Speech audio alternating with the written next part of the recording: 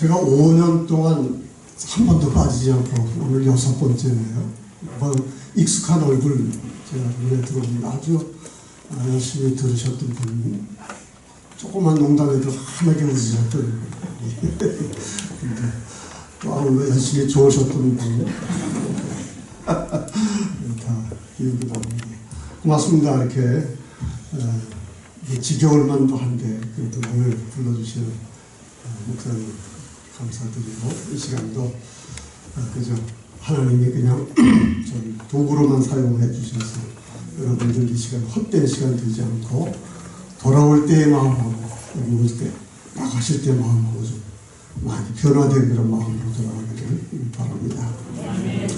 오늘 보면 요한복음, 우리 예수님이 이 땅에 오셔서 첫 번째 행하신 기적으로 소개하는 그런 이야기입니다. 각 복음서마다 예수님이 공생에 등장하시는 이야기를 각각 다르게 소개를 하는데, 요한복음은 특별히 예수님이 오늘 혼인잔치에서 이제 물을 포도주로 바꾸신 그러한 이야기를 공생에 등장하시는 그러한 이야기를 소개를 하고 있습니다. 그만큼 이제 요한복음에서 중요한 의미를 담고 있는 그러한 소리입니다. 예수님과 제자들은 어머니 마리아와 함께 가나라고 하는 동네에 혼인잔치에 초청을 받아서 참석을 합니다.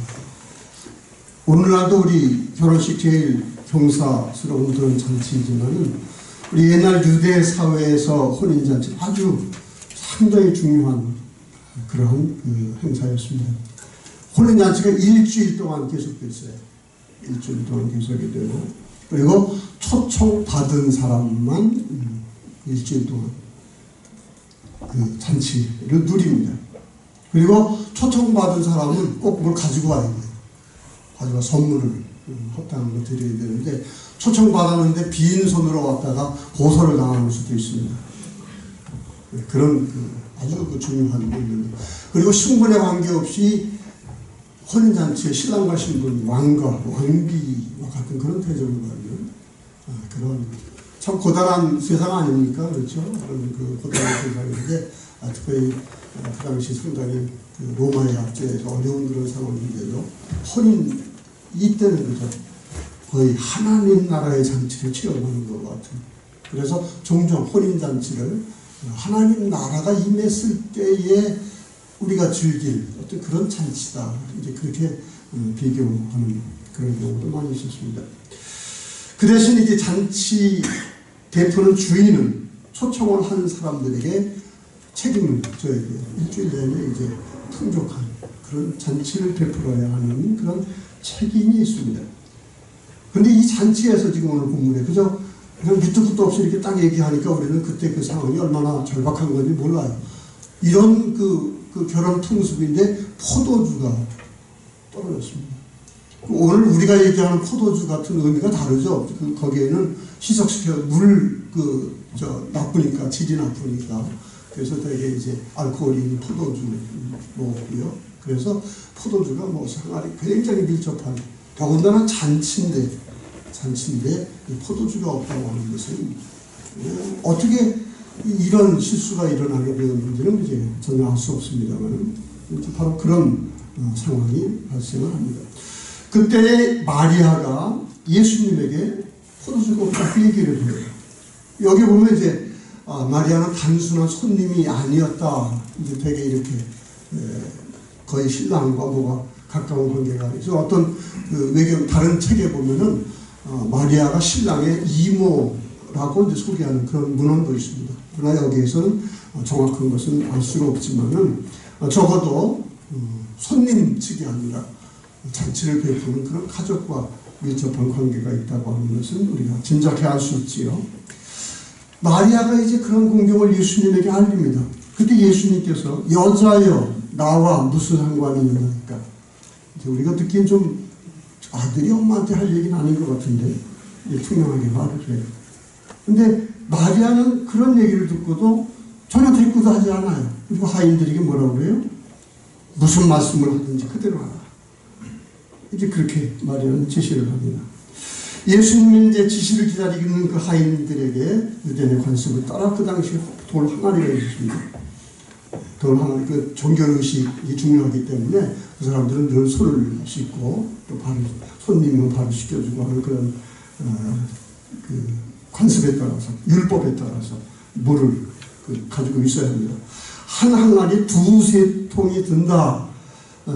70리터가 한 항아리에 70리터. 6항아리 채우면 115리터.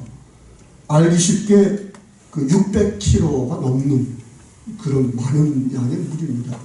제가 다이어트 할 때 몸무게를 60kg다. 그렇게 생각하시면 저 10사람 해당하는 큰 무게의 물을 갖다가 길어서 갖다 부어라. 그런데 몇 바가지 물 갖다가 넣는 그런 일이 아니었다고 하는 그런 이야기죠. 하인들은 그대로 순종을 해서 특별히 물을 항아리에 각각 아귀까지 가득 채웠다. 그리고 예수님께서는 그 물을 떠서 연회장, 이게 아마 손님 중에 그 전체를 대표하는 그런 연회를 주관하는 그런 사람이 이제 관습에 따라 있었던 것 같아요. 이제 그 사람에게 갖다 주니까 그 사람이 포도주 맛을 보고는 신랑한테 도대체 이렇게 좋은 포도주를 왜 숨겨놨느냐 이렇게 이제 얘기를 하고 감탄하는 그런 이야기가 줄거리죠. 요한복음 이 이야기를 우리 11절에서 마득을 짓는데 예수께서 이 첫 표적을 갈릴리 가나에서 행하여 그의 영광을 나타내심에 제자들이 그를 믿으니라. 이렇게 이제 이 이야기의 끝을 맺습니다. 너무나 잘 아는 이야기고요. 그리고 한 구절 그 부분마다 적용할 수 있는 메시지가 상당히 많이 있습니다. 저도 사실 뭐 이거 가지고도 설교문도 작성을 해보고 어디 제출도 해보고 설교도 여러 번 해보고 했는데 설교할 때마다 메시지가 많이 달라져요. 그만큼 이제 늘 여러 가지 풍부한 의미를 담고 있는데 저는 부분적으로 우리가 여기서 좀 받아들일 수 있는 메시지를 간단하게 요약을 하고요. 오늘 이제 물을 채우라라고 하는 그런 제목으로 좀 제가 강조하고 싶은 그런 것을 여러분들에게 말씀드리고자 합니다.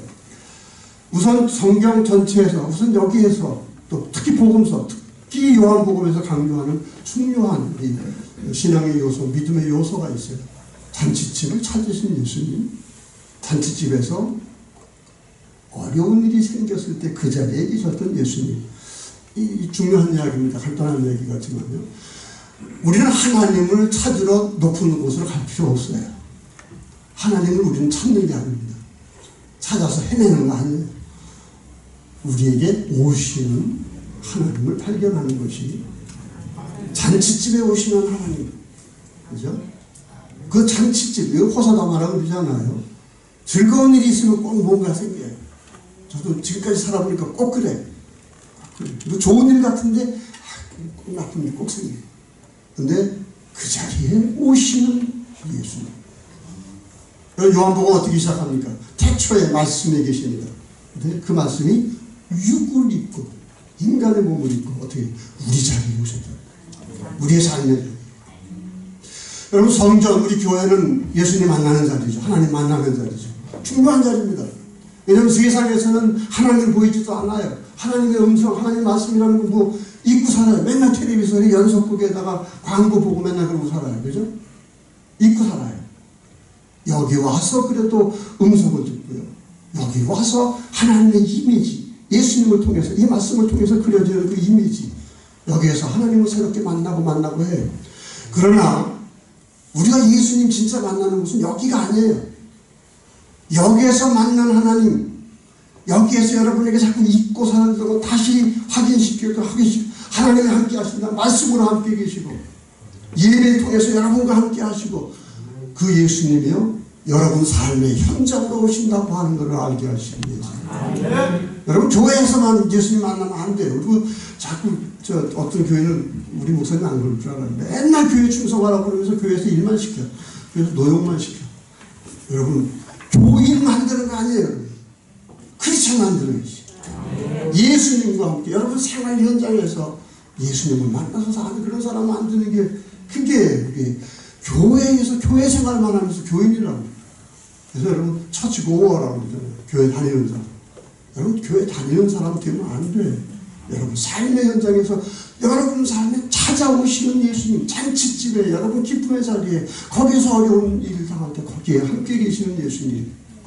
여러분 성경 말씀 왜 쓰여져 있어요? 우리를 찾아오신 예수님에 대한 얘기예요. 병든 자를 찾아오셨어요. 눈먼 자 찾아오셨어요. 찾아오셨어요. 그죠? 그런 사람만이 아니에요. 요 바로 다음에 뭐가 나오는지 아세요? 성전 찾으셔서 채찍을 휘두르셨어요. 우리가 어떤 예수님 만날지 모르겠어. 위로하시는 하나님인지 우리에게 채찍을 휘두르나. 그러나 우리의 현실에서 만나시는 분이에요. 만나시는 분이에요. 여러분 성전 예수님 십자가에서 돌아가실 때 일어난 사건이 뭐예요? 성전의 휘장이 가능했어요. 예수님의 인격 가운데 그분과의 만남 가운데서 우리는 그분의 임재를 삶에서 만나는 거예요. 이게 상당히 중요한 그런 메시지를 제가 먼저 여러분에게 말씀을 드립니다. 왜냐하면 자꾸 신앙하고 생활하고 분리가 돼요. 교회하고 삶하고 자꾸 분리가 돼요. 교회에서 그렇게 해요. 근데 밖에 나간 능력도 전혀 다른, 이게 연결이 안 되는, 이게 한국교회 상당히 중요한 그런 문제입니다. 그래 우리 올 때마다 자꾸 성장하는 그런 모습 참 감사한 일이에요. 감사한 일인데 교인 숫자보다요, 그죠? 숫자보다 제대로 사는 크리스천들이 많아져요. 그리고 이 교회 교인 숫자 점점 늘어나는 거, 그거 자체가 축복 아닙니다. 크리스천들이 많아져요. 이 삶 가운데서 그리스도를 진짜 만나서 함께하는 그러한 여러분들이 많아져야 한다. 그런 뜻에서 이 말씀을 먼저 드립니다. 특별히 하나님이 우리의 삶의 자리에 오실 때 잔치집을 먼저 찾으셨다고 하는 건 참 중요한 의미를 가지고 있어요. 아까도 말씀드렸습니다만 이 혼인잔치, 세상에서 그래도 맛볼 수 있는 하나님 나라의 어떤 그런 기쁨과 즐거움을 누릴 수 있는 그런 것이거든요. 그 자리에 함께 계시다고 하는 그 자체에 우선 전 의미를 두고 싶어요. 여러분의 기쁨 자리에, 즐거움 자리에, 행복의 자리에 예수님이 함께 하시기를 바랍니다. 제가 이 얘기를 하면요, 복이 다 복이 아니거든요. 행복이 다 행복이 아니거든요. 예수님이 함께하는 행복이 진짜 행복이에요. 예수님이 함께하는 즐거움이 진짜 즐거움이에요. 여러분 세상 살아도 그렇지 않아요? 세상 살아도 어떻게 기쁨도 함께 나누면 두 배가 된다 그랬어요. 혼자 하는 건 슬픔이고 이거 아주 외로운 거 같이 살기도 있어요. 이 공동체가 얼마나 중요한 건지 몰라요. 이 공동체, 가족 아주 중요한데 자꾸 이게 해체되고 있는 게 아주 문제예요. 가족이 해체되는 거, 교회 모이긴 모이지만 공동체가 없어. 공동체. 자꾸 이거 남신도 얼마나 지금 얼마나 참 좋습니까? 여담입니다. 사회 보시는 분 너무 목소리가 좋으시고 우리 집사람 제가 목사 단장에 시집 왔는데 제 목소리 듣고 시집 온 거 후회했다고. 무슨 놈의 목소리 그렇게 약하냐고 하는데 얼마나 좋아요. 여러분 이 인연 가운데 여러분 하나님 함께 계세요. 여기서 기쁨 함께 나누고요, 함께 슬픔 함께 나누고 그런 자리가 되어야 되는데, 그래서 제가 어디 가든지 그럽니다. 여러분 복을 다 구해, 여러분 복 받기 원합니다. 그러나 하나님이 주시는 복 받기를 바랍니다. 다 기뻐하고 즐거워하기를 원합니다. 제가 아이들에게 원하는 건 뭐 있어요? 우리 딸 아들 지금도 얼마나 예쁜지 몰라요. 나는 아주 걔들 보면 지금도 맨날 껴안고 그래. 맨날 껴안고서. 근데 아이고 아버지도 그러는데 육신 아빠인데 하나님이 우리를 보시고 원하시는 거 뭐겠어요? 행복하길 원하십니다. 기뻐하고 즐거워하길 원하십니다. 즐거워하길 원하십니다. 바로 그런 하나님이 원하시는 우리의 삶, 그리고 그러한 하나님 함께하는 우리의 삶의 자리가 되어야 한다라고 하는 그 부분을 먼저 좀 생각할 필요가 있다 생각을 하는데, 근데 오늘 진짜 맥락은 그게 아니죠. 이 호사다마 여기 꼭 문제가 있단 말이죠. 어려움이 있다라고 하는 그 어려움의 자리에, 아까 말씀을 드렸습니다. 여기서 포도주가 떨어졌다고 하는 건 단순히 음식이 모자라게 되었다고 하는 무슨 그런 거 아니에요. 요즘 뭐 결혼식에서 그저 뷔페에서 뭐 하나 떨어지면 아 떨어졌구나, 일찍 올 걸 뭐 이제 그렇게 생각하지만 이건 그런 상황이 아니었거든요. 이 보통 모욕이 아니었어요. 보통 수치가 아니었어요. 결혼잔치가 이건 모욕이고 미움이고 저주에 대해서 이게 무슨 놈의 잔치야. 이런 상황을 강하게 된 것입니다. 아까도 말씀했습니다. 초청해놓고 축의금 받아놓고 도대체 포도주 이걸 떨어지게 만들었더니 여러분 보통 문제가 아니라고 하는 그런 상황을 그 당시로 돌아가서 우리가 생각을 해야 합니다. 아까도 말씀드렸습니다. 예수님은 그 자리에 계셨습니다. 우리의 삶도 그죠? 부침 올라갔다 내려갔다 이게 일상적으로 겪는 일이에요. 좋은 일 뒤에는 언제나 이상하게 굳은 일이 따르게 되어 있고요. 그죠? 세상을 살다 보면은 이런 일 겪지 않는 사람 없습니다. 제가 많이 말씀드린 거 지금 살면서 여러 가지 저도 많은 일 겪었어요. 그래도 은혜 가운데 참 평탄하고 은혜로운 삶을 살았다라고 하면서도요 아주 많은 일을 겪으면서 지금 제가 여러분에게 말씀드리는 거예요. 인생이라는 것 제일 중요한 것은요 어려운 일을 당할 때 어떻게 행동하느냐, 어려운 일 당할 때 어떻게 생각하느냐. 평상시는 몰라요. 평상시는 모릅니다. 그래서 모르는데 바로 어려운 일을 당했을 때 우리의 인격이 나타나요. 그리고 우리의 인생 나가서는 영생이 결정이 돼요. 여러분 평상시에도 친구 관계도 평상시에는 몰라요. 어려운 일 당했을 때 그 친구 하는 모습을 보면은요 그 사람이 드러나게 되어 있습니다. 많은 사람들이요 이 어려움 가운데 당황스러워하고 수치스러워하고 여기에서 추하게 됩니다. 인성이 삐뚤어집니다.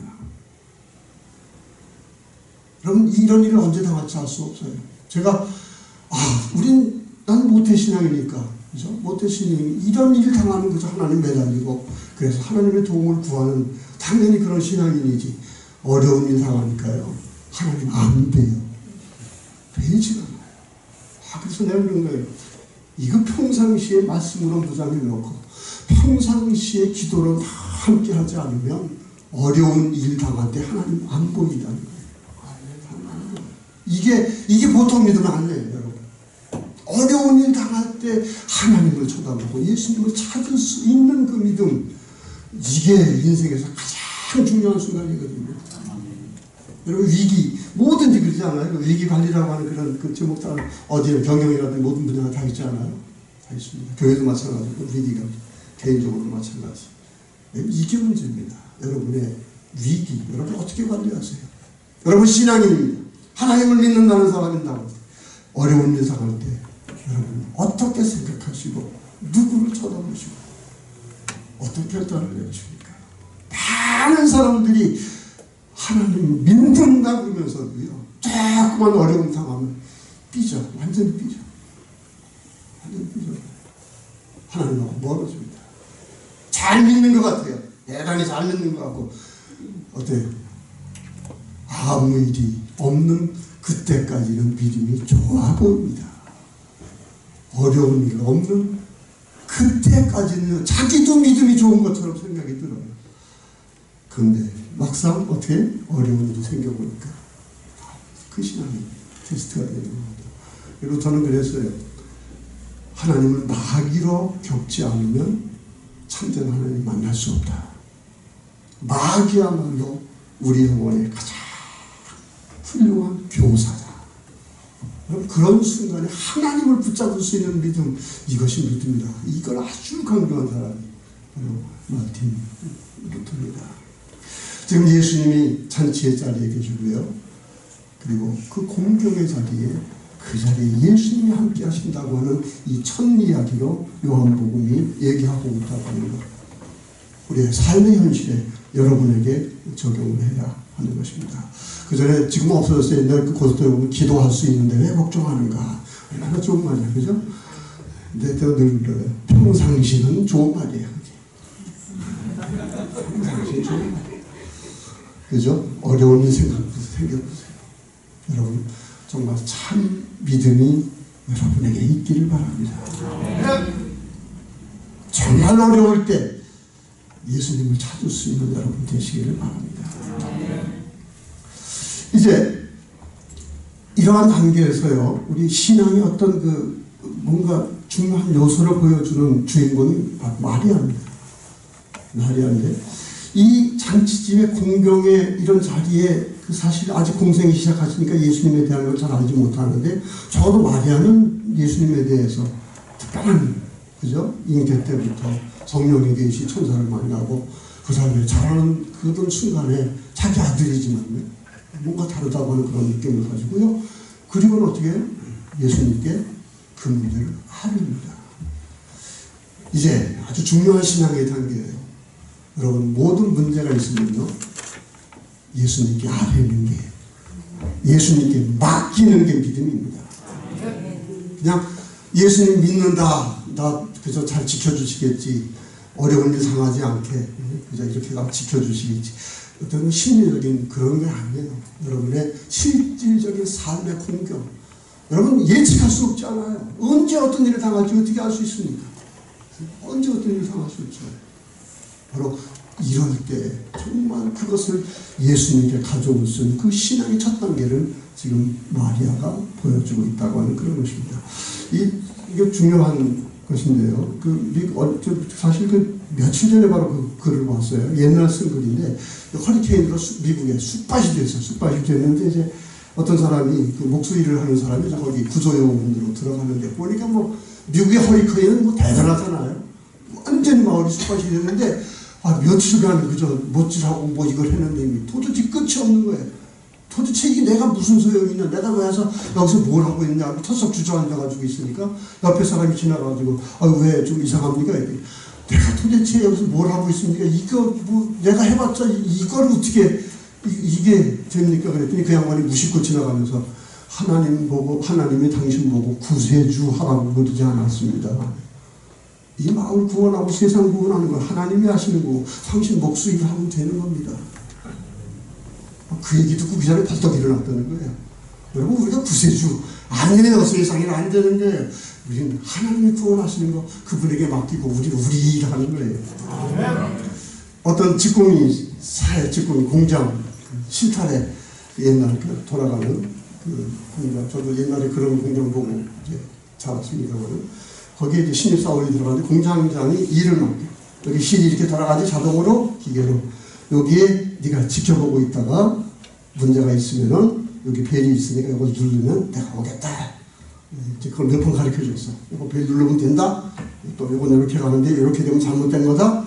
한참 보니까 기계 잘 돌아가. 잘 돌아가는데 이상하게 그 공장장이 얘기한 대로 뭔가 실이 좀 이상하게 들어가는 거예요. 근데 가만히 보니까 어때? 이거 뭐 간단한 것 같아. 그래가지고 손을 댔는데 이게 멈추기 시작하더니 공장이 멈춰버리네. 공장장이 와가지고 화를 내는 게 도대체 왜 이 지경으로 만들었냐 했더니 이 사람이 저는 잘해보려고 그랬습니다. 이거 뭔가 내가 공장장님 수고 안 끼치고 이거 해보려고 했는데 이렇게 됐습니다. 공장장이 야단을 치게 너에게 맡겨진 일이 뭐냐 지금 너에게 해야 할 일이 무엇이냐 벨 눌러서 공장장이 부르는 겁니다. 여러분 문제가 생기죠? 여러분이 해야 할 일은 뭐예요? 벨 누르는 거예요. 벨 누르는 거예요. 여러분이 다 해결할 수 없어요. 물론 우리가 최선을 다해서 해낼 수 있는 거 해야 돼요. 그러나 우리 신앙인에게서 아주 중요한 요소는 뭔지 아세요? 하나님한테 맡기는 겁니다. 하나님 부르는 겁니다. 내가 무슨 일을 다 합니까? 내 능력, 내 가능성 그게 뭐 대단합니까? 아니에요. 언제나 한계에 부딪히게 되어 있어요. 또 루터 얘기합니다. 공부한 게 그거니까. 인간의 가능성, 인간의 능력 끝나는 그 다음 하나님이 일하십니다. 여러분 자기 능력 가지고 자기 가능성 가지고 일할 수 있고 할 수 있고 뭐 자신 있고 하나님 함께 하실 필요가 없잖아. 하나님 하실 필요가 없잖아요. 마리아가 보여주는 믿음의 중요한 요소 뭐예요? 예수님께 맡긴 거예요. 아니 보세요. 근데 예수님 뭐라 그래? 예수님이 도대체 여자요 나와 무슨 상관이 있나니까 좀 그렇죠. 근데 그 유대 어법으로는 이게 무례한 어법이 아닙니다. 한국말로 번역이 이렇게 돼서 그런 것인데 어법이 아니고요. 또 하나 중요한 건 예수님 앞에 하나님 뜻이 중요한 것이지, 그죠? 하나님 뜻. 하나님 뜻이 중요한 거지, 어머니도 하나님 뜻 앞에서는 지장이 될 수 없다고 하는 그게 중요한 겁니다. 이건 우리가 가끔 그 하나님 뜻 앞에서는 인정사정 없다, 이런 뜻이에요. 예수님이 어떻게 가족들이 막 왔을 때 막 가족들이 미쳤다고 그런 얘기도 하고 그러잖아요. 그럴 때 사람들한테 그래요. 내 형제, 내 가족이 누구냐? 하나님의 뜻을 행하는 사람들이 그들이 가족이다. 여러분, 사실 원수들은요, 가까운 사람을 통해가지고 하나님 뜻 장애하는 일이 많아요. 그 속에서도 하나님의 뜻의 장애를 받지 않고 하나님의 일을 할 수 있는 정해내지 않고요. 어머니까지도. 이게 중요한 그런 요소고요. 우리 편에서 좀 신앙적인 요소를 생각한다고 하면 그런 얘기를 들었는데 말이 꿈쩍도 하지 않아요. 뭐라 그래요? 하인들에게 그래요. 예수님 시키는 대로 해. 예수님 여자여 나 무슨 상관이 있습니까? 아직 내 때가 이르지 않았습니다. 그런데도 마리아는 어떻게 해요? 이게 또 난 중요한 요소라고 생각을 하는 거예요. 예수님에 대한 어떤 믿음의 요소다. 바로 우리에게 이것을 보여주고 있지 않는가라고 하는 그런 생각입니다. 누구를 여러분 연상시킬 수 있냐면 수로보니게 여인. 이런 거 아시죠? 네? 귀신 들리다 고쳐달라고 그러니까 어떻게 나는 저 부름받은 그죠? 사람을 와서 왔지 걔한테 줄 수 없다고 그러잖아요. 그러니까 뭐라고 그래요? 부스러기도 높지 않습니까? 개 취급받는 거죠. 이게 좀 지나친 말이하고 지나친 비유일지 모르지만요. 여러분, 내가 지금 죽게 생겼는데 하나님 앞에 체면 따지게 됐어요. 인간 가운데서는 체면도 있고 뭐 그래서 이렇게 저렇게 못할 수도 있어요. 그렇잖아요. 물론 뭐 조그만 이익 뭐 몇십원 가지고도 뭐 체면이고 뭐고 아주 천판 가는 사람들 많습니다만은 인간 사회에서 그렇게 살지는 않아야죠. 그러나 적어도 우리의 삶에 관해서 죽고 사는 문제, 영혼에 관한 그런 문제가 있을 때 하나님 앞에 무슨 체면 따집니까? 개취급을 당한다고 하더라도요. 넌 구원받을 자격 없어. 막 그런다고 하더라도 그렇다고 포기할 수는 없지 않습니까? 여러분, 이 아직 이게 있어야 돼요. 이게 있어야 돼요. 신앙 점잖게 하시면 안 돼요. 하나님이 하나님은 그렇게 나 가깝게 생각하지 않는 모양이구나. 그러면 나도 멀리 있자. 그래가지고 무슨 은혜 받겠어요, 그죠? 달려들어야잖아요. 혈루병 앓는 여인 어땠어요? 막 밀치고 갔잖아요. 밀치고 갔어요. 뭐 그런 상황이 아니잖아요. 부정한 여인이었잖아요. 그런데 여러분, 저 세상 사람 아까도 말했습니다. 돈 몇십원 가지고도 철판 까고 사는데, 그죠? 근데 정작 우리 영혼이 걸려있는 문제인데, 우리의 인생이 걸려있는, 죽고 사는 문제가 걸려있는데, 하나님 너무 점잖게 생각해. 그래. 저 목사님하고는, 저분하고는 하나님이 그래도 가까이 계시는가 봤는데, 나하고는 좀 거리가 있는 것 같아. 나도 거리를 좀 두자. 세상에 그런 믿음이 어디 있어요? 그죠? 여러분에게는 제가 자꾸 이런 얘기를 해요. 한 번밖에 없는 인생인데 내 인생이에요. 내 인생. 그거 대신할 수도 없는 거고요. 아주 고유한 인생이고요. 온 우주 역사에 그렇지 나와 같은 여기에서 이 고유한 이 삶에 오면 누구하고도 바꿀 수 없는 가장 고유한 거예요. 이걸 어떻게 포기하고 어떻게 단명을 하고 그죠? 적어도 하나님한테 좀 고집부리고 매달려야 되지 않는가라고 하는 그런 부분입니다. 본론 안으로 들어가기 전에 기적이라고 하는 것에 대해서 좀 물을 포도주로 변화시켰다. 이게 사실 성경에 나오는 이런 기적이가 우리 믿지 않는 사람들에게 걸림돌이 많이 됩니다. 어떻게 물이 포도주로 되느냐, 이 우선 과학적으로 이게 어떻게 가능하냐 이 말이죠. 어떻게 사람이 무리를 걸을 수 있고, 그죠? 병든 자를 그 자리에 고치고 죽은 자까지 어떻게 살리고 이게 도대체 성경 거짓말로 가득 차 있다는 얘기예요.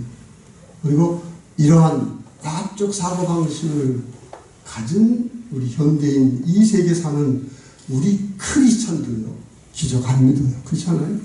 자연의 법칙. 옛날엔 과학으로 설명이 안 되니까 미신적으로 어떤 기적적인 그런 부분을 믿어서. 근데 요즘 과학으로 다 설명이 되잖아.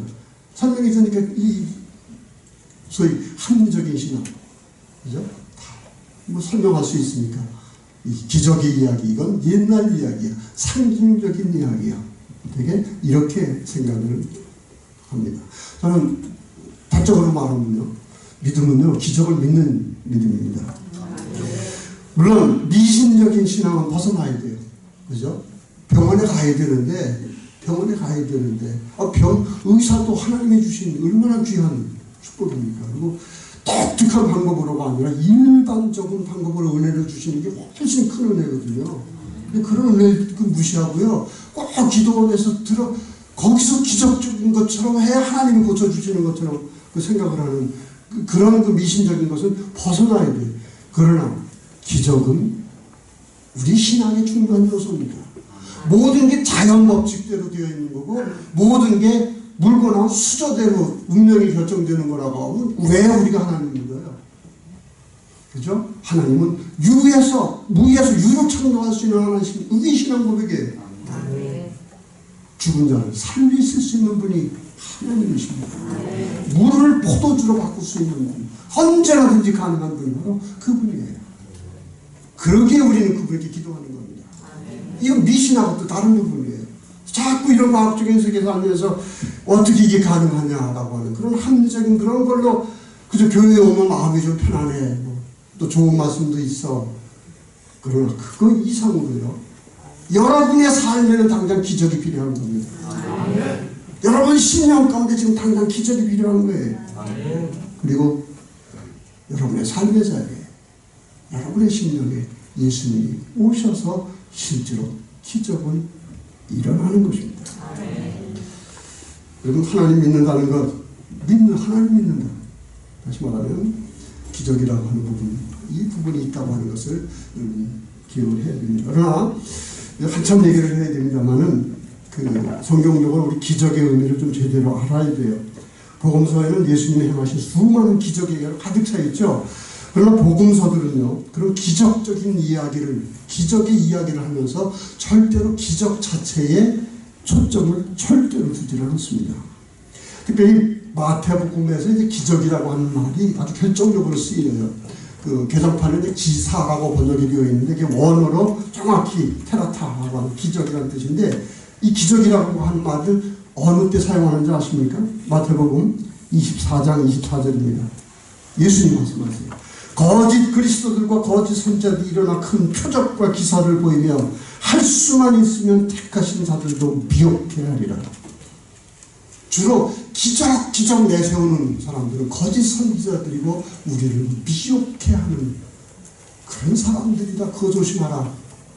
이야기를 하면서 기적을 강조하고 있어요.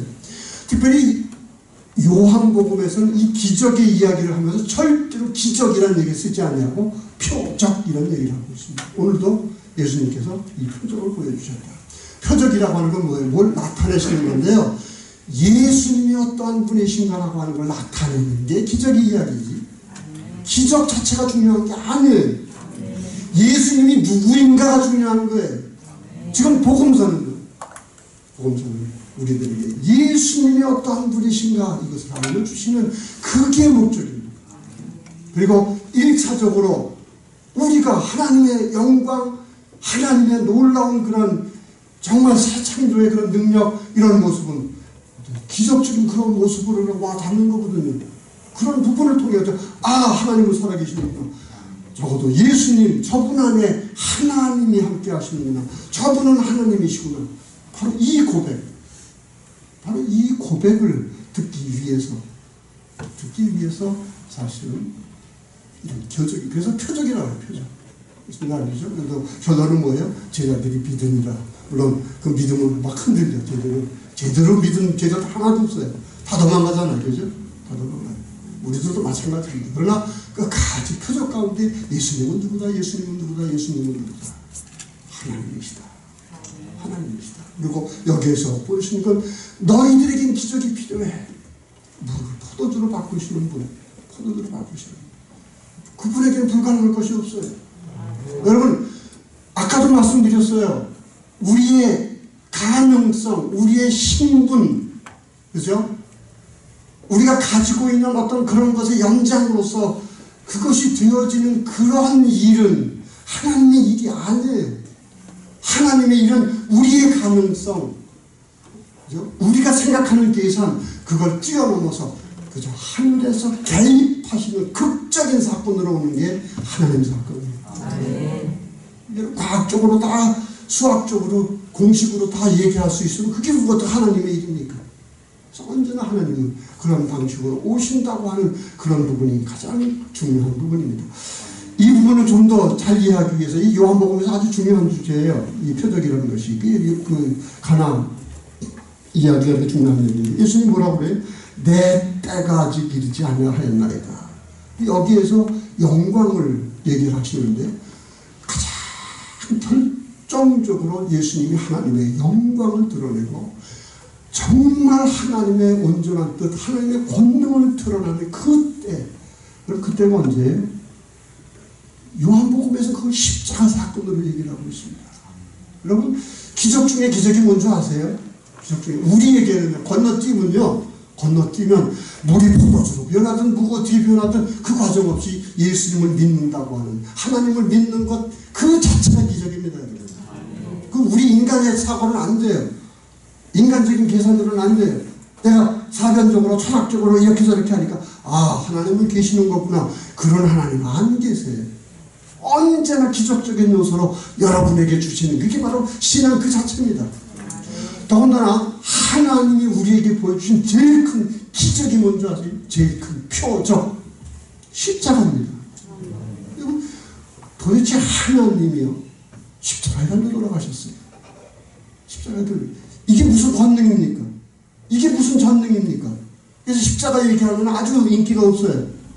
어디 가서 물이 포도주로 변한다 그래야 이게 진짜 막 또 병든 자가 막 일어난다 막 그래야 이제 막 신이 나고 그러는데 예수님이 말하는 결정적인 때는 십자가거든요. 그리고 우리의 신앙은 어디에 있어요? 십자가에 달린 그분이 하나님이구나라고 하는 그 신앙 고백. 그게 중요하기 때문에 그거의 예비적인 단계로 이런 표적을 통해서 일어나는 것입니다. 여러분, 하나님이요 인간이 되신 것, 이 세상에 이런 일이 어디 있습니까? 이걸 가리켜서 하나님의 전능하십니다.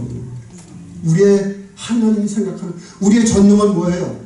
슈퍼맨 되는 거예요. 그죠? 요새 슈퍼우먼도 있죠? 원더우먼인가? 막 칼로도 날아다니고 막 그러는. 저번에 아들하고 지금 보는데 보니까 요즘 영화는 왜 맨날 저런 그 만화 같은 것만 하냐? 저래야 다 좋아한대요. 근데 우리는 자꾸 그런 게 그게 능력이고 그게 초인적인 능력이고 여러분 정말 성숙한 믿음 그건 하나님이요 이 세상을 창조하신 하나님 역사를 주관하시고 하나님의 나라를 이루시고 역사를 완성하실 그분 우리를 천국으로 인도하실 그분이 지금 우리를 만나시러 오시는데요 어디까지로 만나고 있는 줄 아세요?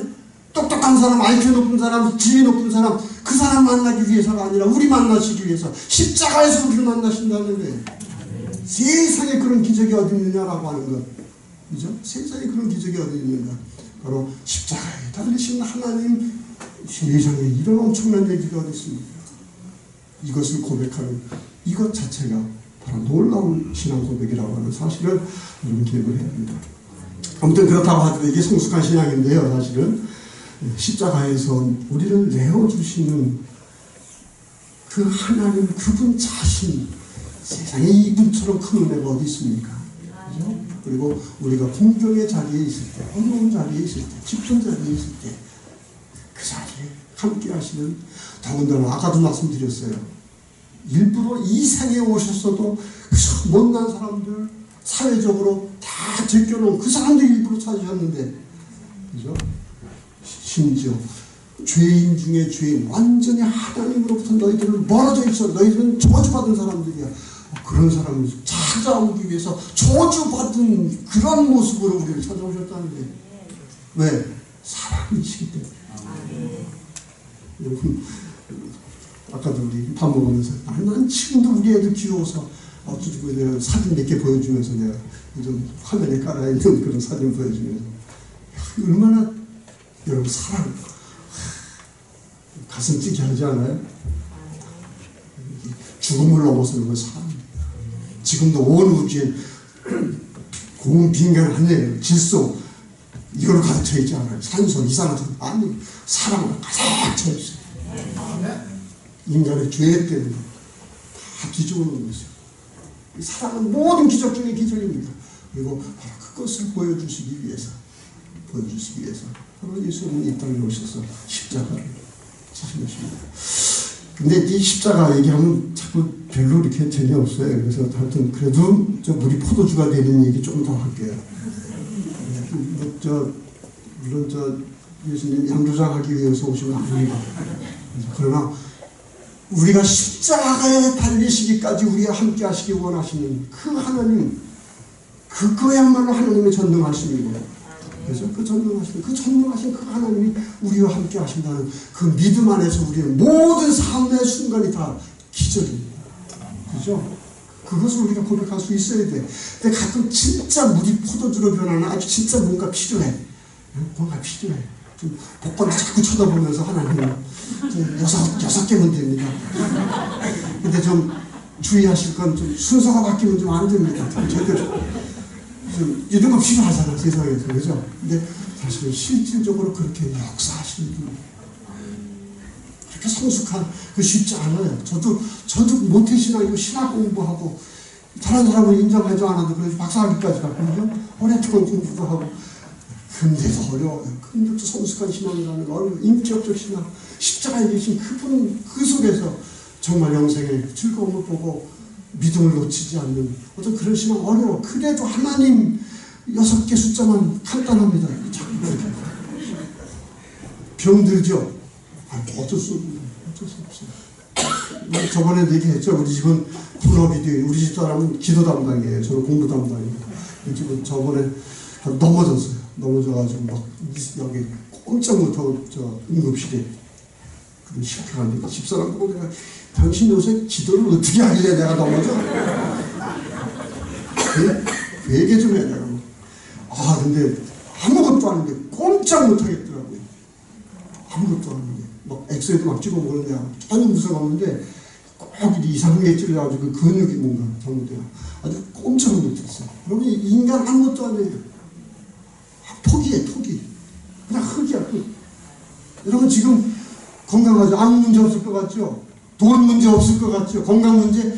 아니에요. 어떻게 될지 알 수 없는 그런 상황. 그럴 때는 어쩔 수 없어요. 그죠? 급하게 매달릴 수밖에 없는 거예요. 그럴 때 우리의 현실 가운데서 그 사랑 가운데 그래 함께하마 그리고 물이 포도주로 변하는 그런 기적을 행해주신다. 믿으시기 바랍니다. 여러분의 지금 물, 밋밋한 그런 물일지 모르지만 그것이 포도주로 변하는 그러한 그 삶에서의 그런 하나님과 함께할 때 나타나는 그런 변화의 그런 삶. 여러분 이것을 항상 우리의 삶 가운데 처음에 나가는 그런 재미가 있어야 신앙생활하는 거죠. 그죠? 맨날 세상 가서 또 저런 사람 똑같이 하고 교회에 와서는 그저 교회 생활에 익숙해 있으면서 또 교회에서 생활하다가도 삐지는 거 있으면 또 앉아가지고 또 심술을 부리고 앉아있고 그거 아니잖아요. 그거 아니잖아요. 예수님과 함께하는 그 삶, 그죠? 찾아오시는 분입니다. 그 찾아오시는 분으로 그냥 온갖 이 고백으로 가득 차 있는 그분과 함께하는 그런 삶이 되어야 한다고 하는 그런 부분. 그리고 말씀드렸습니다. 믿음 자체가 여러분 진실하다면요, 그거 자체가 기적인 줄 아시기 바랍니다. 병 고치고, 여러분 병 고쳐봤자 그 사람 죽어요. 그렇지 않아요? 영생하는 게 중요한 거 아니겠어요? 예수님 물 포도주 양 갖고 만들 양주장 만드실 때 오신 건 아니에요. 가끔 필요하긴 해요. 우리 포도주 병 낫기 원하면 필요해요. 중요한 건 영생입니다. 영원한 삶의 의미입니다. 하나님과 하는 삶에는 어떠한 것도 죽음도 무너뜨릴 수 없는 우리의 삶의 의미. 나는 나의 하나님 앞에서 도대체 하나님이 나를 사랑한다는데 누가 뭐라고 그래? 이상하네. 이게 싫어요. 근데 이제 좀 물이 포도주가 되는 거 좀 더 생각을 해보죠. 예수님이 어떤 마술을 사용했는지, 어떤 특별한 주문, 어떤 특별한 기도를 해서 물이 포도주를 변했는지 본문은 전혀 얘기해 주지 않고 있어요. 단지 그래서 마리아가 그래서 예수님이 막 투명하게 얘기하는데도 하인들에게 시킨대로 해 이렇게 예수님 이제 하인이 쳐다보고 있을 거 아닙니까? 근데 예수님이 하인들에게 뭐라고 그래요? 물을 채우라. 얘기를 했습니다. 이 유대인 가정은 정결 예식을 따라서요, 율법을 따라서 물을 담아두는 이 항아리가 늘 있었습니다. 그래서 학자들은 이 항아리를 구약이다, 예수님이 포도주를 변하게 했을 때 이건 신약이죠. 이건 이스라엘 유대교를 말하고 이건 기독교를 말하는 것이고 이건 율법을 말하는 거고 이건 복음을 얘기하는 것이다. 물론 의미가 있습니다. 예수님도 세술은 세 부대에 다 만든다. 그런 얘기를 했는데 유대교, 기독교 비교해서 기독교가 우세하다 그런 주장은 별로 의미가 없어요. 우리 삶에 적용하는 그런 의미가 중요한 그런 부분이에요. 중요한 건요. 여러분 물을 채우는 것은요. 항아리를 둬서 그 물을 채우는 건 어디? 율법에 따른 겁니다. 구약에 따른 겁니다. 하나님이 이스라엘 백성을 선택하면서 그들을 이스라엘 백성의 정체성, 이스라엘 백성의 공동체성을 하기 위해서 공동으로 주신 그 율법 조항이거든요. 근데 예수님께서는 그걸 무너뜨리고 뭐라 그래요? 그리고서 구약, 신약 시작한 게 아니라 새로운 기독교 만드신 게 아니라 뭐라 그래요? 그걸 채우라. 그런 의미에서 완성이다. 율법의 완성이다. 율법 폐기하러 가지 않았다. 라고 하는 그런 말씀도 얘기합니다만 좀 더 뭐 그런 거, 뭐 비교, 종교 이런 거 생각하지 말고 우리 삶에 좀 적용해서 생각을 해보죠. 말씀드린 대로 무슨 마술 통해서 물이 포도주로 변했는지 뭐 관심이 없어요. 중요한 건 물을 채우라는 예수님의 명령이었다는 겁니다. 물이 포도주로 변하는 과정에서 빈 항아리를 포도주로 채웠으면 훨씬 더 예수님이 그냥 짱이었을 텐데. 그렇잖아요. 빈 항아리에 그냥 포도주가 갑자기 채워졌으면 이거야말로. 근데 예수님은 뭐 무슨 과정이 필요했어요? 물을 채우라. 다른 아무것도 없어요. 물을 채우라. 그리고 물이 아직까지 찼습니다. 그리고 예수님 단순히 아무 설명 없어요. 그 물 떠다가 저 지금 연애 주관하는 사람이 갖다 줘라. 이게 전부입니다. 이게 전부예요. 아까도 말씀드렸습니다만 가장 성숙한 신앙은 예수님의 십자가에서 하나님의 전능하심을 보는 겁니다. 기적 중에 기적은 하나님이 십자가를 지셨다는 거예요. 우리를 위해서. 그러나 우리의 현실 가운데서 물이 포도주로 변하는 실질적인 그런 이런 부분들도 중요한 신앙의 요소고요. 그리고 많은 경우에 아주 시급하게 하나님 그렇게 역사하시는 게 신앙 고백입니다. 그래 하나님 이렇게 세밀하게 하시는구나. 중요한 건 영생이지만 중요한 건 무슨 일을 당해도 하나님과의 관계, 사랑의 관계 유지하는 그런 것이지만 그래도 우리의 삶의 현실에서 눈에 보이는 대로 물이 포도주로 변하게 하는 그런 과정을 하나님이 엿보시는구나. 단 우리에게 요구하시는 과정이 하나 있어. 뭐라 그래? 물을 채우라. 물을 채우라. 우리 삶 가운데 분명히 이런 기적은 일어난다는 것을 믿으시기를 바랍니다. 신약에 있는 것 옛날 얘기가 아닙니다. 우리들의 이야기여야 합니다. 여러분이 문제가 생기면 그것을 진지하게 예수님께 갖다 주시고 맡기시기를 바랍니다. 그때 예수님께서 분명히 음성을 주실 겁니다. 응답하실 거예요. 하나님 나 포도주가 필요합니다. 그럴 때 분명히 들으실 거예요. 율법에 따라서 너희들이 네가 지금 해야 할 일 알고 있지 않느냐. 네가 평상대로 네가 해야 할 일 알고 있지 않느냐. 그 일에 충실하라. 포도주로 바꾸는 건 내가 하겠다. 많은 사람들이 문제 생기면요 털썩 주저앉아가지고 야 버리셨습니까? 그동안 나 이용만 해놓고 정작 어려울 때는 그걸 뭐라 그래요? 빈 항아리에 포도주 채워주십시오. 그렇게 안 돼 있어요. 예수님 그렇게 일하실 수가 없는 거예요. 뭐라 그러세요 우리 보고? 일어나 너 그 허가에서 그렇게 불평하고 남 원망하고 그러지 말라는 거예요. 여러분 자꾸 게으르고요. 그 다음에 앉아서 자포자기 하고 아무것도 하지 않는 사람 뭐 하는 줄 아세요? 늘 불평하면서 자꾸 남의 탓해. 자꾸 남 미워하기만 해. 미워하기만 해. 그러세가 어디 있어요? 그러세에 뭘 해? 그래서 불평하고 내 팔자가 이게 뭐냐, 누구 때문에 이거 누구 잘못 만나고 이게 내가 팔자가 하나님 어쩌면 이렇게 나한테 고약하실 수 있냐. 아니, 하나님께 갖다 맡기세요. 하나밖에 없는 인생이에요. 떼써야 돼요. 그리고 예수님의 음성을 들으시길 바랍니다. 내 삶의 현장에서 지금 이 교회 공동체 가운데서 내가 해야 할 일이 있지 않느냐. 물을 채우라. 그리고 무슨 맛을 부렸는지 그건 뭐 관심 대상 아무 관계 없어요. 예수님이 함께하니까 그게 변했다는 겁니다. 지난번에도 제가 고백했어요. 저는 무지하게 가난하게 살았어요. 지금도 가난하지만 근데 그 가난이 복이 되더라니까요. 그 가난이 복이 되더라니까요. 물론 아쉬워요. 좀 아쉬워요. 그래서 조금 이제 하나님이 좀 마음이 좀 변하시기를 좀 바라고 있어요. 그리고 그렇게 또 믿는데 그게 복이 된다니까. 그리고 내가 저번에도 얘기했어요. 막 지옥과 같은 생활을 보냈어요. 지옥과 같은 생활을 보냈어요. 그 속에서 내가 얼마나 영적으로 지피가 이상했는지 몰라요. 옛날에 책을 봐가지고 막 가르쳤던 그 옛날에 막 그렇게 이창하게 가르쳤는데 아무 뜻도 모르고 가르쳤어. 근데 그 지옥 같은 곳에서 그 뜻이 무엇이구나. 그리고 오늘도 그 졸업식인데 학생들이 졸업식 참석 안 하고 우리 집에 찾아와가지고 한참 몇 명 같이 얘기하고 그랬어. 그 친구들 보고 야 니들 그동안 거짓말로 가르친 거 내가 회개한다. 그랬어. 여러분 삶의 의미가 그렇게 간단하지 않아요. 간단하지 않아요. 그죠? 뭔가 정말 그 삶의 의미, 나에게 주어지는 그 십자가의 의미, 나에게 주는 이런 어려운 이야기, 그것의 의미, 그것을 깨닫는 건 그렇게 쉽지 않습니다. 그렇게 쉽지 않고요. 그런 과정 속에서 지나보니까 우리 포도주로 변해 있더라니까요. 포도주로 변했어요. 그 대신 뭐예요? 우리는 해야 할 일이 있어요. 하나님이요 포도주 주시고 싶어도 주시고 어디 할 수가 없어. 물이 있어야 어쩌지.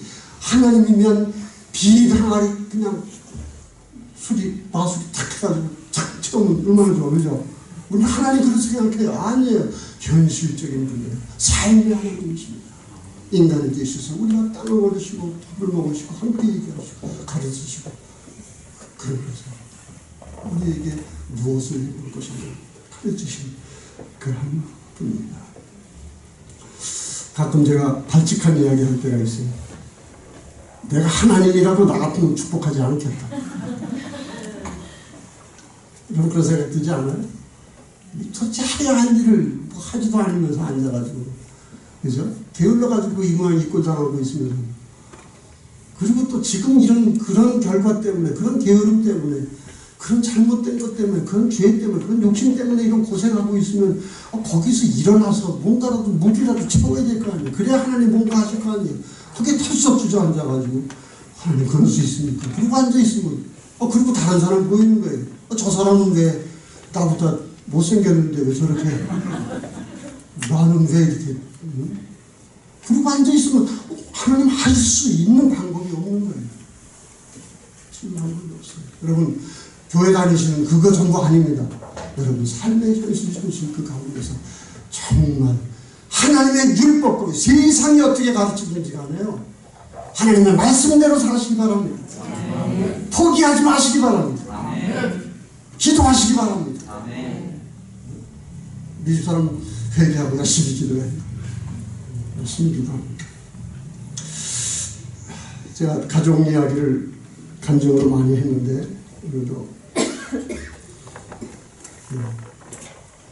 제 막내 동생 얘기는 제가 많이 안 했어요. 간증을 제 동생은 막내 동생이 있어요. 목사 지금 감리교 목사인데 존경하는 목사입니다. 제가 존경하는 많지 않은 목사 중에 하나예요. 제가 박일영인데 제 동생은 박세영이에요. 그전에는 박일영 동생 박세영 그랬는데 지금 어디 나가면은 박세영 형 박일영. 제 감리교 연애 그전에 그 강연을 나가는데 다들 와가지고서는 박세영 형님이세요. 다들 그래요. 제 동생이 감리교에서 목회를 시작하는데 논산 근처에 조그마한 시골에서 애기 둘 낳고 아주 좋은 사모님 목회를 했어요. 갑자기 연락이 왔어요. 형제들한테. 그래서 같이 막 논산에 병원에 갔죠. 그 재수가 감기를 심하게 하다가 의식이 이런 거예요. 그래서 병원에 싣고 갔는데 그런 게 있대요. 감기 바이러스인데 뇌를 타고 척추를 타고 와가지고 그래서 이제 뇌 수막염이 됐다, 그게 뇌막염이 됐다가 뇌염이 되고 그런데 뇌는 아주 깨끗한 것이어서 우리 몸은 바이러스 투성 아닙니까? 뇌는 하나로 들어가면 안 된답니다. 이제 그게 침투하면 뇌에 이상이 된대요. 가보니까 막 꼴이 말이 안 돼요. 막 거품 들고 막 산소호흡기를 달고 있는데 이 세상에 감기가 이렇게 돼? 막 동생도 막 어쩔 줄 모르죠. 근데 의사가 불러요. 형제들이 우리 오남매입니다. 오남매. 누님 한 분 계시고, 그 다음에 형이 있고, 제가 둘째입니다. 되게 둘째가 머리가 좋대. 그 다음에 이제 셋째 동생이 있고, 그 다음에 막내가 있어요. 다 모았어요. 그러니까 그래서 의사가 그래요. 도저히 가능성 없습니다. 원래 산소 호흡기 떼는 건 불법입니다만, 저희들이 앰뷸런스로 집으로 모셔드리겠습니다. 그 대신 가면은 산소 호흡기를 떼면 운영을 하실 테니까 장려 준비를 하십시오. 그래서 이제 알겠습니다. 그리고 이제 막내 불렀죠. 막내가 막 락같이 소리 지르는 거예요. 여기 살아있는 사람은 어떻게 호흡기를 떼느냐. 그래서 뭐 도저히 설득 못하고. 근데 며칠 지났는데 그래졌는데 호흡이 돌아왔어요. 근데 이제 의식은 뭐 뇌가 완전히 망가져가지고. 그리고 의식도 쫓아왔는데 아들도 못 알아보고 딸도 못 알아보고 집도 아무것도 못 알아봐요. 아무것도. 그리고 먹기만 해가지고 막 살만 찌고. 아주 세상에 어떻게 저 사람이 저렇게 될 수 있을까 정도로. 이 동생이 목회를 해야 되는데 목사님 비참한 거야. 아들 둘이 데리고. 근데 저 얼마나 후회할까. 그때 산소 호흡기 뗐으면 됐을 텐데. 그렇잖아요. 얼마나 동생은 지극정성으로 돌보는 겁니다. 지극정성으로 돌보는 거예요. 새벽기도 없고 나면 제 컴퓨터를 그때 컴퓨터 이렇게 지금도 기억납니다. 병상에 이렇게 약 무슨 어느 병원에 다니고 어느 병원에 어디 아주대병원까지도 계속 왔었어요. 한 10여 년 그런 생활을 했습니다. 얼마나 요양원 이제 결국은 목회 안 되니까 이제 요양원에 용인 지역에 그때 내가 학교에 있을 때 이제 한참 전에 얘기입니다. 용인 그쪽에 요양원 상당히 어려웠어요. 지금은 이제 막 도시에 있고 합니다만 동생이 이제 차가 좋아가지고서 돌아다니는 거예요. 이제 자기 아내 맡길 가는 곳마다 야 여기 괜찮겠지 않냐? 나 우리 집사람 여기 못 둬. 가는 거 우리 집사람 여기 못 둬. 결국은 못 맡겠어. 이래 이 친구가 나 지금 얘기하는 걸 바로 지금도 등거리고 시작하는데 차 운전하고 가잖아. 내 옆에 타고 이제 요양원 이렇게 지도 찾아가지고 어디 전봇대가 나오면 형 왜? 나 저거 그냥 뒤집받고 싶어. 연못이 나오잖아요. 형 나 저거 띄워주고 싶어. 진짜 아주 진지하게 들리더라니까요. 근데 나는 뭐야, 그지? 난 무슨 죄가 있다고. 야, 아니야. 하나님이 지켜주시겠지. 하나님이 지켜주신다는 무슨 보장이 있어요, 세상에. 세상에 이런 일. 동생이 꼬박 새벽 기도하면서 글을 쓰고 일주일만도. 기독교 무슨 개 신문인데 거기에서 무슨 그 기고하는 그거 있는데 거기 기고해가지고 당선이 돼가지고요. 그 글이 동생을 유명하게 만들었어. 책으로 냈어. 그런 동안에 한 10여 년, 정확히 8년 좀 넘었는데 그런 생활을 하는 가끔 형제들 모일 때 얼마 전에도 바로 형제들 같이 모였습니다만 저 모이면 가끔 이제 데려와요. 어디 맡길 데가 없으니까. 세상에 죄송합니다. 그냥 앉은 채로 볼일 다 봐야 돼요. 그럼 우리 동생은 아무 그것도 없어요. 미안해 형. 좀 냄새가 심해. 데리고 들어가서 그냥 딱 들어가. 그냥 부르고 하는 거예요. 세상에 그런 일을 하면서도 대학원 끌고 다니죠. 그리고 목회 깔끔하게 했어요. 그때 제가 목회에 대한 건 시간이 많이 갔습니다만 그렇게 하면서 참 존경스럽다. 우리 형제들 동생한테 가면 꼼짝 못해요. 우리 저 집사람이 당신 같으면 저 막내같이 했겠어 버렸지. 솔직히 자신이 없어. 이 사람은 난 하나님의 종이니까 나 일해야지. 그렇게 얘기하고 싶었던 내 동생도 목사거든. 무슨 그 십자가를 지고 결국은 요양원 맡기지 못하고 집사를 거기 못 둬. 그러면서 이제 그 교회를 선교사도 갔다가 부산에도 갔다가 하는데 그 대천에 그 감독님이 개척을 해서 아주 감독까지 돼요. 감독에서 감독은 꽤 높은 집입니다. 근데 그분이 돌아가셨어요. 돌아가시면 이제 후임을 결정을 못 했는데 분란이 일어난 거예요. 아들이 유학가에 있었어요. 근데 부목사가 있었어요. 부목사 파, 아들 파, 또 어느 장로님 다른 누가 아는 사람이 있었대. 그래가지고 막 500명 모이는 그런 교회였는데 그래가지고 분란이 일어났는데 거기에 이제 수석장로라는 분이 연대 나오신, 의대 나오신 분인데 제가 여러 번 만났어요. 여러 번 만났는데 이제 그분이 우리 그러면 이런 싸우지 말고 아주 중립적인 사람을 모시자. 여러분 요즘 교회에서요 선골 진골 아니면 웬만한 교회 가기 힘들어요. 선골 진골 아니면 웬만한 족보 가지고는요 교회 명함도 내밀지 못해요. 조그만 시골에 100명도 안 되는 교회에 모집 공개를 하는데 100명씩 와요. 100명씩 목사님들. 그런 교회, 감리교회에서 그 정도 교회에 그 목사 가는 거 굉장히 어렵거든요. 이미 벌써 막 분란이 일어났고, 그 목사님 한 100여 명 떼고 갔어요. 그런데 전혀 알지도 못하는데 소문을 들은 겁니다. 왜?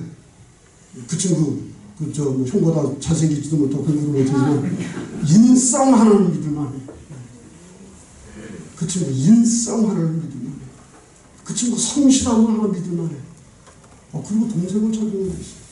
내가 걱정이 돼서, 야, 그 감독이 한 교회, 네가 전도한 교회, 네가 키운 교회 아무도 없다. 너 제발 거기서 너 잘못하면 안 된다. 겸손해라, 겸손해. 그렇게 걱정을 했는데요.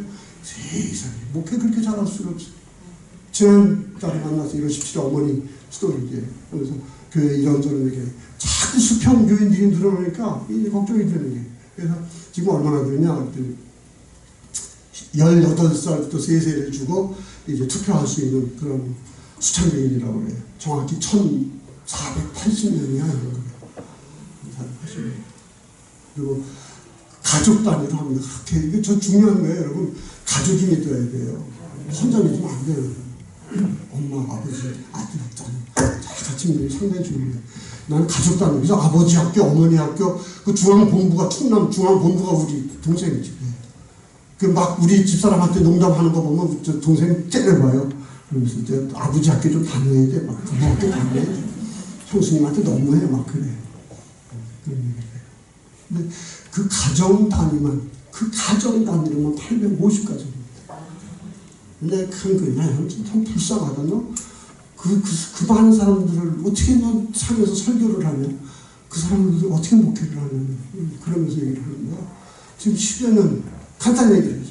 그렇게 모셨던 그 장로님이 맨 처음 몇 번 갔었어요. 제가 그 미국 가고 그러면서 이제 대신 설교를 갔었거든요. 그분이 저를 대답하면서 자기가 모신 사람입니다. 내가 모셨습니다. 동생이 매달 왔습니다. 은근히 기분 나쁜 거예요. 몇 년 갔어요. 뭐 지난번에도 제가 3일 동안 특강을 갔어요. 특강을 갔는데 그 장로님이 그냥 회에 그냥 잔뜩 쏴주시면서 세상에 내 인생에 이런 좋은 목사님 만난 거 하나님의 보통 은혜일 수 없습니다. 이렇게 바뀌었어요. 얼마나 사랑스럽겠어요. 얼마나 사랑스럽겠어요. 그래. 내 동생 공부도 못하고요. 사진 보면 저보다 못생겼어요. 세상에. 근데 그렇게 하죠. 그럼 무슨 족보가 있습니까? 그래서 내가 느낀 게 고통 가운데요. 적어도요. 뭐 예수님 믿고 신앙 믿고 뭐 어쩌고 저쩌고 인간의 도리로서 그 가장 충실한 모습을 보였어요. 난 다른 그래. 예수 믿는다는 사람, 뭐 직분 가지고 있다는 사람, 예수 안 믿는 사람보다 인간의 도리를 못해. 가족으로서의 도리도 못해. 아버지로서 자녀로서의 도리도 못하고 있어요. 도대체 그런 물을 줬는데 무슨 왜 포도주가 있어요? 그런 걸 보였어요. 하나님의 말씀이라는 게 뭡니까, 여러분? 교회 다니라는 거 아니에요. 그래서 기도 생활하고 그러는 거 아니에요. 하나님의 말씀대로 살라는 겁니다. 순수하게 살라는 겁니다. 정직하게 살라는 겁니다. 불의와 타협하지 말라는 겁니다. 돈에 흔들리지 말라는 겁니다. 세상이 뭐라고 가르쳐도 거기에 진리가 있고요. 거기에서 물이 포도주로 변하는 기적이 날마다 일어나는 겁니다. 적어도 믿음이 믿으면 그런 기적에 대한 고백을 하면서 살아야 되잖아요. 그죠? 돈 있으면 그래요. 좋아요. 저도 그것 때문에 하나님한테 좀 불만이 많습니다만 전부 아니잖아요. 그리고 의사 되고 판사 되고 그거 중요한 거 아니에요. 무슨 직업이 이렇게 중요하니까 어떤 의사가 되느냐가 중요한 거죠. 무슨 판사 저런 요새 제가 그 재판과 관련되어 있는데 아주 판사가 한심해 죽겠어요. 제가.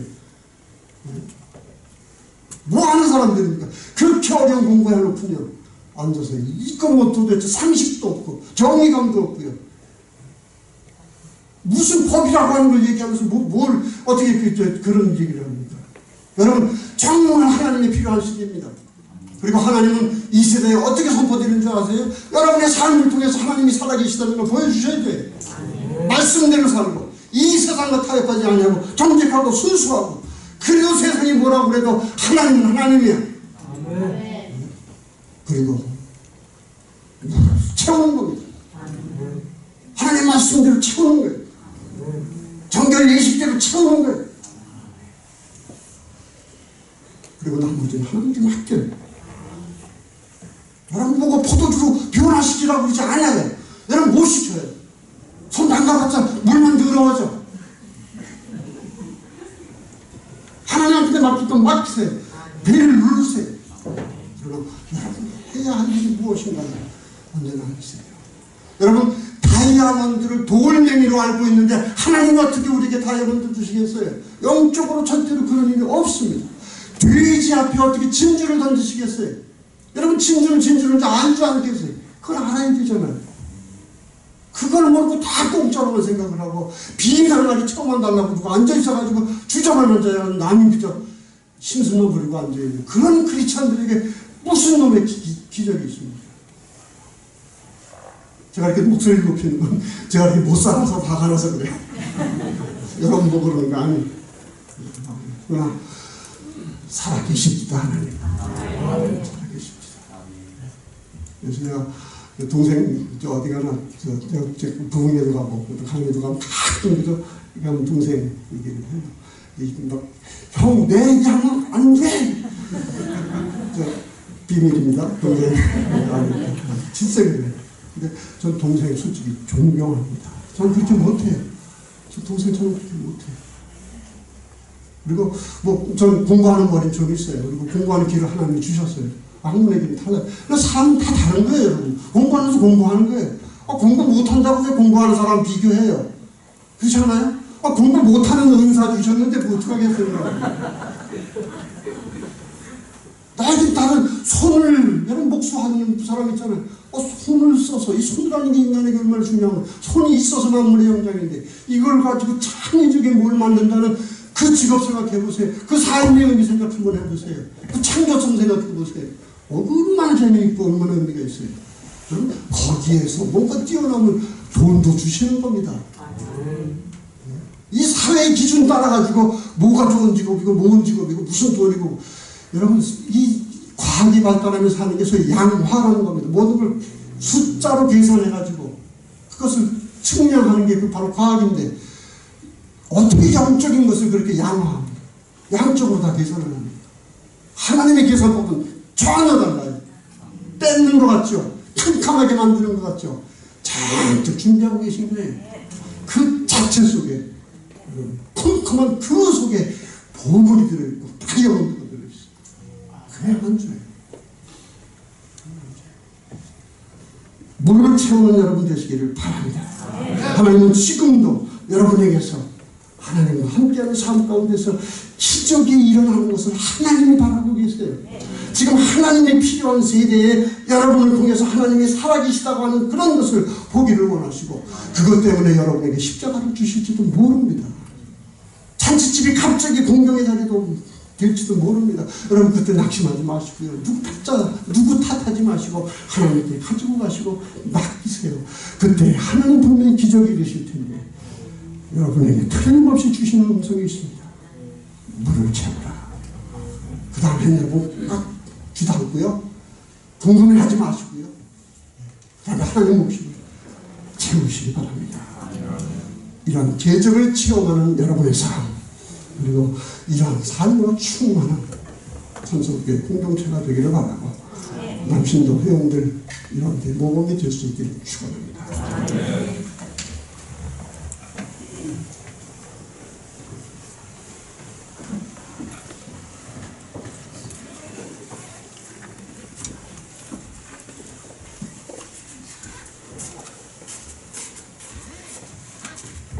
말씀에 큰 은혜 감사드리겠습니다. 단상이 사라져서 어색합니다. 귀하신 목사님 나오셔서 헌금, 드려진 헌금 위해서 축복 기도해 주시고 축도하시고 귀하신 예배 마치겠습니다. 사랑의 아버지 하나님, 우리 주님이 선택하여 부르신 우리 남성교회 헌신 예배를 드리고 있습니다. 이 예배를 축복하여 주시옵시고 이 시간 헌신 받아 주시옵소서. 온전히 우리의 모든 삶을 주님께 맡김으로써 우리의 삶 가운데서 일으키시려고 하는 놀라운 기적을 체험하고 증거할 수 있는 저희들이 되게 도와주시옵소서. 이런 현실의 그런 작은 표로 하나님께 물질을 받습니다. 물질을 받아주셔서 주님의 뜻 가운데서 올바로 사용될 수 있도록 도와주시옵시고 오병이어의 기적으로 작은 것일지라도 놀라운 열매를 거둘 수 있는 그런 돈이 될 수 있도록 도와주시옵시고 바친 손길들마다 기억하여 주시옵소서. 물질로 인해 시험당하지 않도록 도와주시옵시고 또한 없다 하더라도 그 속에 담겨있는 하나님의 축복도 발견할 수 있는 깊은 믿음도 허락하여 주시옵소서. 지금은 우리 주 예수 그리스도의 은혜와 아버지 하나님의 크신 사랑과 성령의 역사하심, 주님의 말씀을 들고 또 이 교회에서 주님을 만나는 그 만남을 우리의 삶 가운데서 연장함으로 우리의 모든 삶의 순간을 주님이 함께하는 기적의 삶으로 만들고자 하는 주님의 사랑하는 귀한 성도들 위해 그리고 이 교회 위에 지금으로부터 영원까지 함께 하시옵기를 축원하옵나이다.